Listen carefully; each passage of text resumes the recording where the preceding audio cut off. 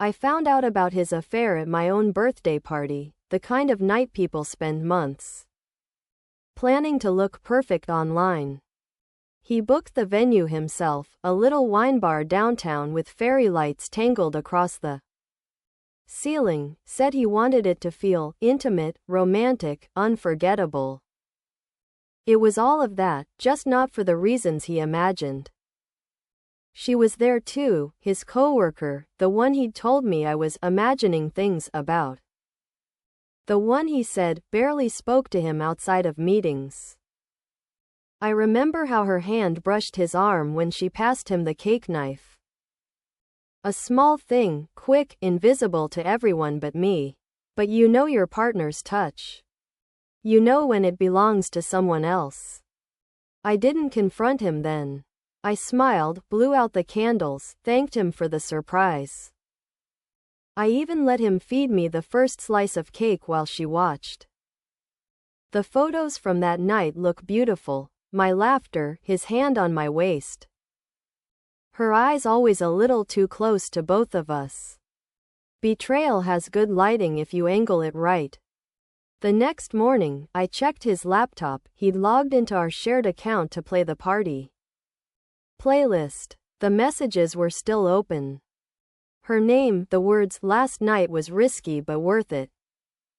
I stared at the screen until the letters stopped making sense.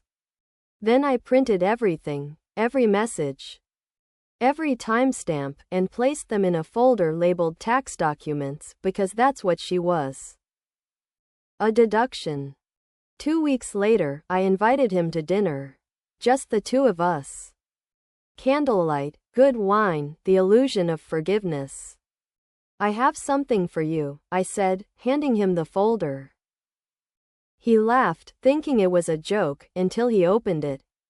His smile vanished. I watched him try to explain, to edit his own confession in real time. You don't understand, he said. It didn't mean anything. I know, I said. That's why it's over. I left that night and didn't look back. But I wasn't finished. I sent the same folder, neatly organized, annotated, to her fiancé. No message, no explanation. Just evidence. A week later, her engagement photos disappeared from social media. His number changed. Her name was gone from the company directory. I didn't celebrate. I didn't even smile. I just poured myself a glass of wine, the same kind he'd served me that night, and watched the candles flicker against the window. He thought he was giving me an unforgettable birthday. He was right. Because that night, under soft lights and fake smiles, I was reborn into someone who understood that silence isn't weakness, it's strategy. He gave me humiliation in public, I gave him exposure in kind. And every year since, I make the same wish, to never let someone else write my ending again. He left me for freedom, the word he said like a prayer.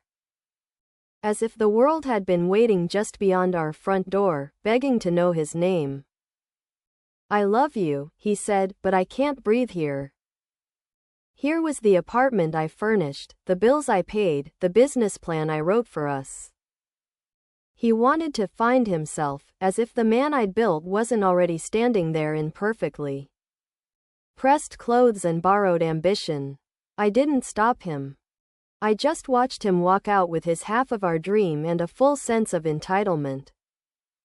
For a while, I thought about chasing him. Then I realized that the life he wanted, the open road, the music, the art, wasn't a destination. It was an excuse. So I stayed. I worked.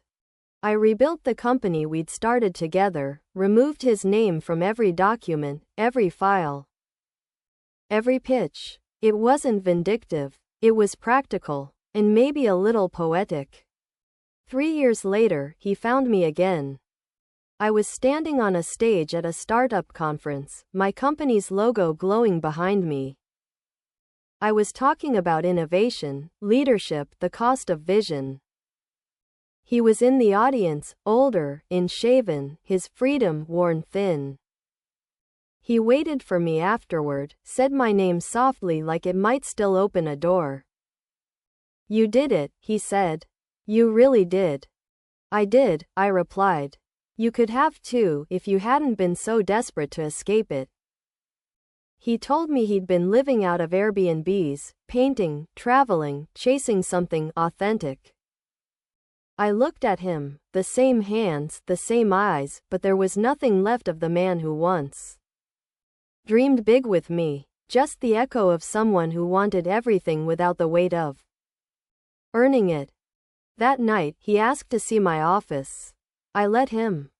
He stood in the lobby, looking up at the wall where our old sketch, our first logo, hung framed in gold. Under it was my name alone. No bitterness. Just the truth, carved in permanence. You really don't miss me? He asked. I smiled. I don't miss who you were pretending to be. Now he wanders through the city he once promised to conquer. And I sign contracts in the offices we used to imagine renting. Freedom gave him motion, I chose direction. He left me for freedom, but I own the life he wanted. And every time I pass by one of our old coffee-stained plans, now a real building with my signature on the lease, I whisper to myself, some people chase horizons. Others learn how to build them. He left me for freedom, said he wanted to live without expectations. He stood there in the doorway, suitcase half-zipped, eyes full of rehearsed guilt. You'll thank me someday, he said, like abandonment was a form of enlightenment. I didn't cry. I just nodded and let him believe he was escaping something instead of ruining it. He said he'd send postcards. He never did. For months after, I stayed quiet. Not broken, calculating. Because freedom, I learned, is only valuable when you know what to do with it. He left behind half our business, half our plans, and a pile of unfinished ideas that were worth more than he ever realized. So I built from the ruins. I registered the company in my name alone. I rebranded, redesigned, relaunched. The project that once barely paid the rent became something bigger, sharper, profitable. His dream had needed discipline. Mine had both.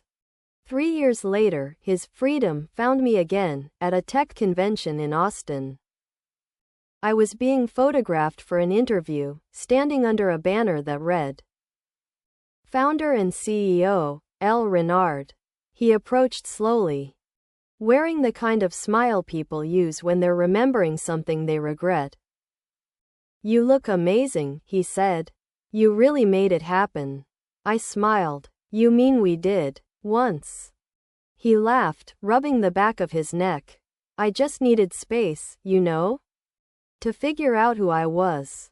I gestured toward the bustling floor around us, employees, investors.